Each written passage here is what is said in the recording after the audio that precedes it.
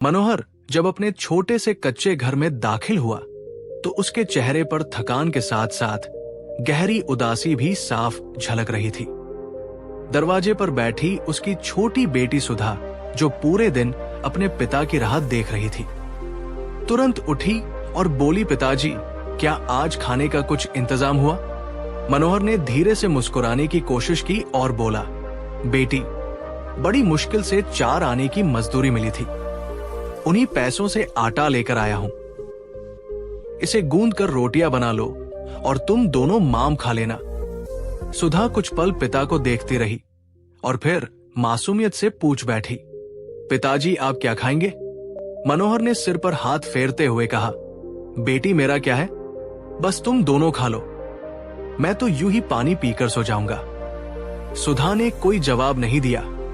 वो चुपचाप रसोई में गई, जल्दी जल्दी आटा गूंथा और 2 रोटियां तैयार कर ली। प्याज काटकर उसमें नमक मिर्च मिलाया और थाली में सजाकर बोली, आओ पिताजी, खाना तैयार है। मनोहर ने कहा, नहीं बेटी, तुम दोनों खा लो। सुधा बोली, पिताजी, अगर खाना खाएंगे तो तीनों एक साथ खाएंगे, वरना कोई नहीं खाएगा। इतने में दरवाजे पर अचानक दस्तक हुई। मनोहर ने चौंक कर दरवाजा खोला तो देखा कि बाहर एक बूढ़ा थकाहारा आदमी खड़ा था, चेहरा सूखा हुआ, आंखें बुझी हुई। मनोहर ने पूछा, क्या बात है बाबा? वो बूढ़ा आदमी बोला, बेटा, 2 दिन से भूखा हूं, सुना है तुम्हारे पास 2 रोटियां हैं, वो मुझे दे दो। मनोहर थोड़ा चौंका और बोला, बाबा, तुम्हें कैसे मालूम कि हमारे पास सिर्फ 2 रोटियां हैं? बूढ़े ने शांत स्वर में कहा, बस यूं समझ लो बेटा कि ईश्वर की मर्जी से मुझे ये मालूम हो गया है। मनोहर ने सिर हिलाया और कहा, रुको बाबा, मैं अभी लेकर आता हूं। वो जैसे ही मुड़ा तो बूढ़ा बोला, ठहरो बेटा, मैं जानता हूं कि तुम तीनों भी सुबह से भूखे हो, इसलिए मैं ये रोटियां मुफ्त में नहीं लूंगा। मेरे पास मुट्ठी भर चावल है, ये लो और इन रोटियों के बदले मुझसे ले लो। मनोहर ने कहा, बाकी क्या जरूरत है, तुम चावल अपने पास ही रखो। बूढ़ा फिर बोला, नहीं बेटा, ये चावल मैं तुम्हें देखकर ही दे रहा हूं और रोटियां भी तुम ही से लूंगा। मनोहर ने चावल लिए भीतर से रोटियां लाकर उसे दे दी। बूढ़े ने मुस्कुराकर कहा, आज तुमने बहुत ही फायदे का सौदा किया है बेटा। इतना कहकर वो चला गया। मनोहर जब अंदर आया तो उसकी पत्नी और बेटी प्रतीक्षा में बैठी थी। उसने बताया कि रोटियां एक भूखे को दे दी। सुधा बोली, पिताजी, आपने बहुत अच्छा किया, ये तो एक नेक काम है। पत्नी ने पूछा, ये क्या है तुम्हारे हाथ में?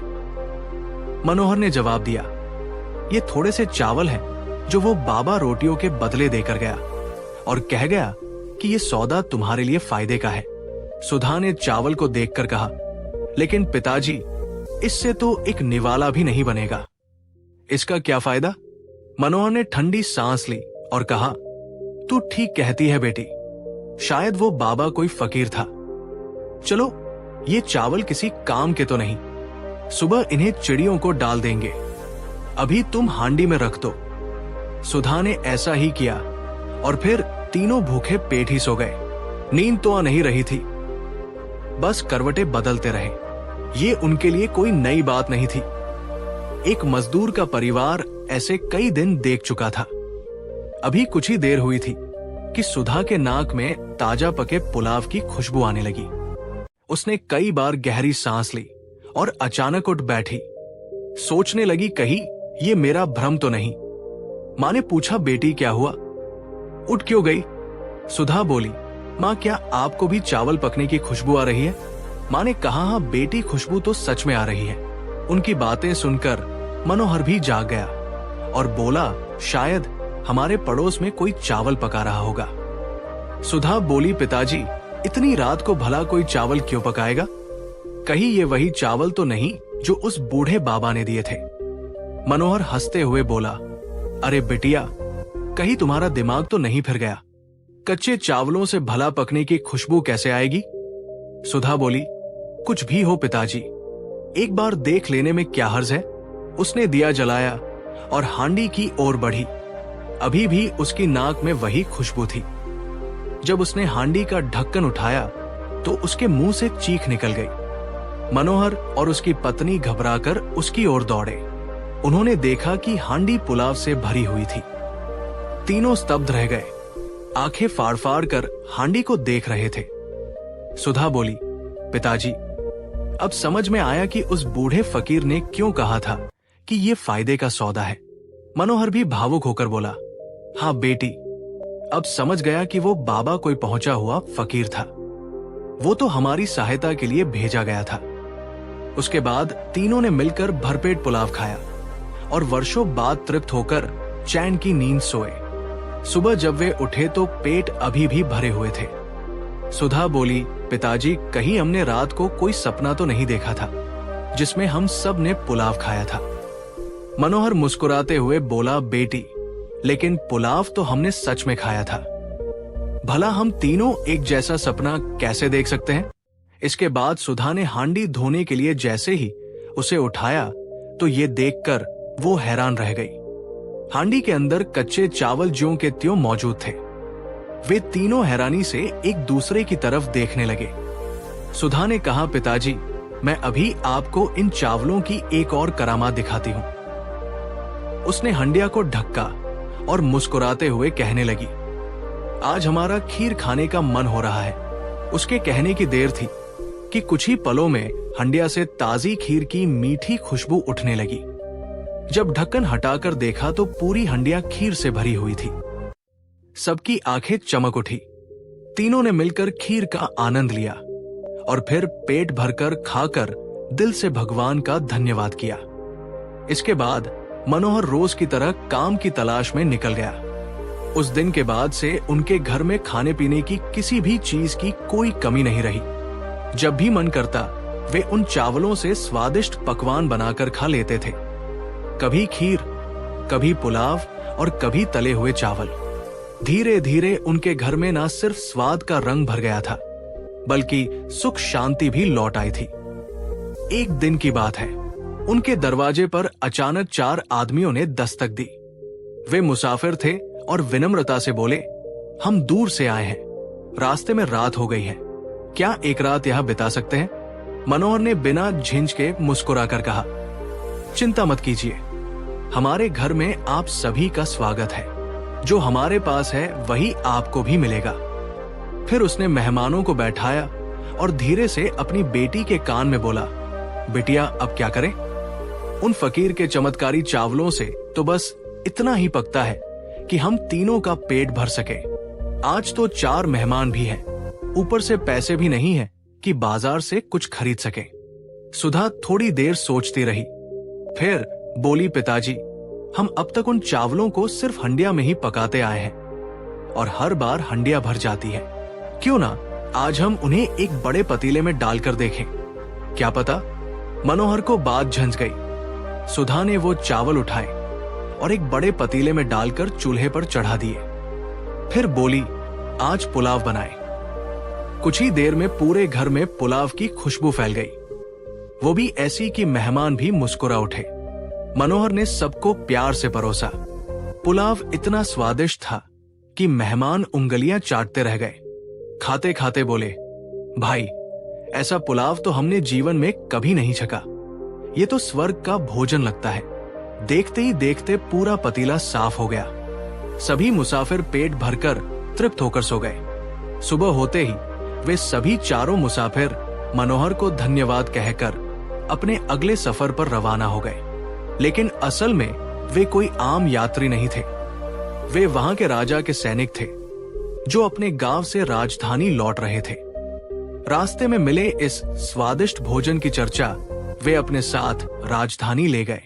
उनकी बातें जब राजधानी पहुंची तो धीरे धीरे खबर पूरे नगर में फैलने लगी। सेनापति के कानों तक जब ये बात पहुंची कि गांव में कोई गरीब व्यक्ति इतना लजीज भोजन बना रहा है कि राजा के सिपाही भी उसकी तारीफ करते नहीं थकते, तो उसके मन में जानने की उत्सुकता जाग उठी। अगले ही दिन सेनापति ने साधारण आदमी का वेश बनाया और स्वयं मनोहर के घर पहुंच गया। उसने दरवाजे पर दस्तक दी और कहा, मैं एक मुसाफिर हूं, क्या एक रात यहां ठहर सकता हूं? मनोहर ने मुस्कुराकर कहा, आइए बाबूजी, हमारे घर में जो थोड़ा बहुत है उसमें आपका भी हिस्सा है। जब रात हुई तो मनोहर ने मुसाफिर से पूछा, आप खाने में क्या पसंद करेंगे, खीर या पुलाव? सेनापति ने मुस्कुराते हुए कहा, अगर खीर मिल जाए तो क्या ही बात है। मनोहर अंदर गया और अपनी बेटी से बोला, बेटिया, आज जो मेहमान हमारे घर रुका है वो खीर खाना चाहता है। सुधा समझ गई और बिना कुछ पूछे वो बड़े से पतीले में फकीर के दिए हुए चावल डालकर चूल्हे पर रखने लगी। थोड़ी ही देर में खीर पककर तैयार हो गई। उसकी खुशबू इतनी लाजवाब थी कि सेनापति खुद को रोक नहीं पाया। जब खीर परोसी गई तो उसने पूरे मन से खीर का स्वाद लिया। हर निवाले के साथ उसके चेहरे पर संतोष झलक रहा था। वो खीर खाते खाते बचपन की मीठी यादों में डूब गया, जैसे उसे कभी माँ ने खिलाई हो। अगली सुबह सेनापति जाने से पहले बोला, अगर नाश्ते में कुछ मिल जाए तो यात्रा और सुखद हो जाएगी। मनोहर ने तुरंत अपनी बेटी से कहा, बेटिया, आज नाश्ते में पुलाव बना दे। सुधा ने वही जादुई चावल एक बड़े पतीले में डाले और पुलाव तैयार कर दिया। पुलाव की खुशबू से पूरा घर महक उठा। जब सेनापति ने पहला निवाला मुंह में डाला तो उसकी आंखें फैल गई। ऐसा पुलाव तो उसने अपने जीवन में कभी नहीं छका था। हर चम्मच के साथ वो मन ही मन आश्चर्यचकित होता गया। खाने के बाद वो भावुक होकर बोला, मनोहर, तुम्हारे घर में स्वाद का खजाना छिपा है। धन्यवाद देकर वो महल की ओर रवाना हो गया। महल पहुंचकर उसने राजा के दरबार में हाजिर होकर पूरी बात विस्तार से सुनाई। महाराज, सेनापति बोला, हमारे राज्य के एक छोटे से गांव में एक निर्धन परिवार रहता है, परंतु वे ऐसा अद्भुत खाना बनाते हैं कि आपके महल के शाही रसोइये के व्यंजन भी उनके सामने फीके पड़ जाएं। राजा ने हैरानी से कहा, भला ऐसा कैसे हो सकता है सेनापति? सेनापति ने सिर झुकाकर विनम्रता से जवाब दिया, महाराज, मैं खुद आपके महल की शाही दावतों में शामिल रहा हूं। मैं खुद उस गरीब आदमी के हाथ का खाना खाकर कह सकता हूं, उसके बनाए खाने की तुलना में हमारी रसोई कुछ भी नहीं। राजा ने गंभीर स्वर में कहा, यदि ऐसा है तो उस आदमी को महल बुलाया जाए। मैं स्वयं देखना चाहता हूं कि वो क्या चमत्कार करता है। उसका मुकाबला हमारे शाही रसोइये से करवाया जाएगा। अगर उसका खाना वाकई उतना ही स्वादिष्ट निकला तो शाही रसोइये को नौकरी से निकालकर उसी गरीब को महल की रसोई सौंप दूंगा। राजा का आदेश पाते ही सेनापति तुरंत कुछ सैनिकों के साथ मनोहर की झोपड़ी की ओर रवाना हो गया। जैसे ही मनोहर ने अपने घर के बाहर सिपाहियों को खड़ा देखा, वो घबरा गया। उसके चेहरे पर भय की लकीरें साफ दिखाई देने लगी। लेकिन सेनापति ने आगे बढ़कर उसे स्नेहपूर्वक समझाया, घबराओ नहीं, हम तुम्हें लेने आए हैं। हमारे महाराज तुम्हारे हाथ का खाना चखना चाहते हैं। मनोहर ने झिंझकते हुए कहा, पर हम तो बहुत ही साधारण भोजन बनाते हैं साहब। सेनापति मुस्कुराया और बोला, महाराज भी वही साधारण भोजन खाना चाहते हैं। तुम बिना डरे हमारे साथ चलो। मनोहर ने फकीर के दिए हुए चमत्कारी चावल एक हंडिया में रखे और अपनी पत्नी तथा बेटी के साथ महल की ओर रवाना हो गया। वहां पहुंचने पर दरबार में राजा ने उनसे कहा, मैंने सुना है कि तुम बहुत ही लज्जतदार व्यंजन बनाते हो। तुम्हारे बनाए भोजन का मुकाबला हमारे शाही रसोइये के भोजन से किया जाएगा। क्या तुम इसके लिए तैयार हो? मनोहर ने विनम्र स्वर में कहा, ठीक है महाराज, जैसी आपकी आज्ञा, पर हमारी कुछ शर्तें हैं। पहली, ये कि हम खाना एक बंद कमरे में बनाएंगे ताकि हमारे खाना बनाने की विधि कोई देख ना सके, और दूसरी, ये कि हम केवल चावल से बने व्यंजन ही तैयार कर सकते हैं। महाराज ने कहा, ठीक है, हमें तुम्हारी सभी शर्तें मंजूर हैं। इसके बाद मनोहर, उसकी बेटी और उसकी पत्नी को एक बड़े से कमरे में भेज दिया गया। उन्होंने दरवाजा और खिड़कियां अच्छे से बंद कर ली। कमरे में पहले से ही खाना बनाने की सारी सामग्री मौजूद थी। मनोहर की बेटी सुधा ने 2 बड़े-बड़े पतीले चूल्हे पर चढ़ा दिए और फिर फकीर के दिए हुए चमत्कारी चावलों में से थोड़े-थोड़े दाने दोनों पतियों में सावधानी से एक-एक करके डालने लगी। वो मुस्कुराकर बोली, आज एक पतीले में खीर और दूसरे में पुलाव चाहिए। जैसे ही चावल पतीले में पड़े, कुछ ही पलों में वहां एक अद्भुत दृश्य देखने को मिला। एक पतीला खीर से भर गया और दूसरे पतीले में लजीज पुलाव तैयार हो गया। उन पकवानों की सुगंध इतनी दिव्य थी कि वो धीरे धीरे पूरे महल में फैलने लगी। महल के कोने कोने में वो मिठास भरी महक घुल गई और वहां मौजूद हर व्यक्ति चौंक कर सोचने लगा, ये खुशबू कहां से आ रही है? वही दूसरी ओर शाही रसोइया अभी भी बड़ी मेहनत से पकवान तैयार करने में जुटा हुआ था, लेकिन उसकी रसोई से वैसी कोई भी सुगंध नहीं आ रही थी जो मन मोह ले। जब दोनों पक्षों का खाना पूरी तरह तैयार हो गया तो राजा और उसके कुछ विश्वस्त मंत्रियों को आमंत्रित किया गया। सोने की थालियों में दोनों तरह के पकवान, एक और मनोहर की खीर और पुलाव और दूसरी ओर शाही रसोइया के व्यंजन परोसे गए। सभी दरबारियों की निगाहें राजा पर टिकी थी कि अब वो क्या निर्णय देगा। जब राजा ने मनोहर के हाथों से बनी खीर और पुलाव का पहला निवाला चखा तो उसकी आंखें आश्चर्य से भर आई। उसने उत्साहित होकर कहा, मैंने अपने जीवन में इतना स्वादिष्ट खाना कभी नहीं खाया। वही जब उसने शाही रसोइया के बनाए भोजन को चखा तो उसका चेहरा फीका पड़ गया और बोला, ये तो साधारण खाना है, इसमें कोई विशेष स्वाद नहीं है। फौरन राजा ने फैसला सुनाया, आज से मनोहर ही हमारे महल का शाही रसोइया होगा और हमारे वर्तमान शाही रसोइया को उसकी सेवा से मुक्त किया जाता है। ये सुनकर मनोहर तुरंत हाथ जोड़कर विनम्रता से बोला, महाराज, मेरी आपसे एक विनती है, कृपया करके हमारे शाही रसोइया को नौकरी से मत निकालिए। मैं नहीं चाहता कि मेरी वजह से किसी का रोजगार छीन जाए। और दूसरी बात यह है कि हम लोग केवल चावल से बने व्यंजन ही बना सकते हैं, बाकी सभी पकवान तो आपका रसोइया ही बढ़िया बनाता है। राजा को मनोहर की ये बात बहुत भली लगी। उसे मनोहर की दरियादिली और समझदारी पर गर्व हुआ। फिर उसने दोनों को ही महल का रसोइया नियुक्त कर लिया, एक चावल व्यंजनों के लिए और दूसरा अन्य पकवानों के लिए। अब मनोहर अपने परिवार के साथ महल में ही रहने लगा। उसे एक सुंदर आरामदायक कमरा दिया गया जिसमें रहने की हर सुविधा मौजूद थी।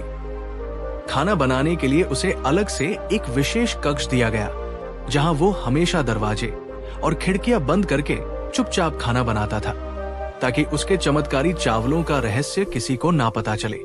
उसे जो भी सामग्री महल से मिलती वो उसमें से जरूरत भर का सामान रखता और बाकी बची सामग्री चुपचाप किसी गरीब को दे आता। वो अब भी पहले जैसा ही विनम्र और दयालु बना रहा। इस तरह एक भूखे फकीर को भोजन कराने के बदले मिले चावल मनोहर के जीवन का वरदान बन गए, जिन्होंने उसकी दुनिया ही बदल दी। अब मनोहर अपनी पत्नी और बेटी के साथ एक सुखमय जीवन बिताने लगा। इस कहानी से हमें कई महत्वपूर्ण शिक्षाएं मिलती हैं। एक करुणा और सेवा का फल हमेशा मीठा होता है। 2 हुनर गरीबी का मोहताज नहीं होता। 3 बड़ा बनने के लिए बड़ा दिल चाहिए। 4 असली शक्ति होती है सादगी और विनम्रता में।